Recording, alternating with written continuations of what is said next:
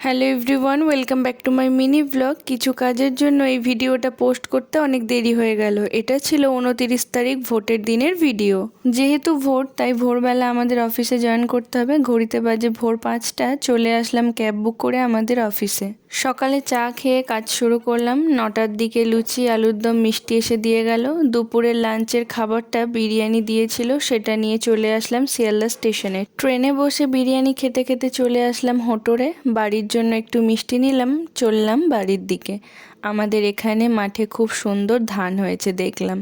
আর আমাদের বাড়ির ঘরের হাল একদমই খারাপ, কারণ আমার কাকাদের নতুন ঘর হচ্ছে। এবার বাবার টোটো করে চললাম সবাই মিলে ভোট দিতে।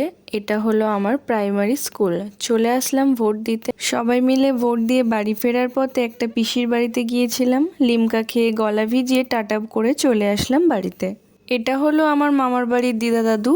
দুপুরে ভাত খাইনি, তাই রাতে খেলাম ভাত, বেগুন ভাজা, পটল ভাজা, ডিমের ঝোল আর মাছের ঝোল। বাপি আমাকে টোটোতে করে দিয়ে গেল হোটোর স্টেশনে। যাওয়ার সময় খুব জোর বৃষ্টি এসেছিল, তাই ভিজতে ভিজতে মজা করতে করতে বাড়িতে আসলাম।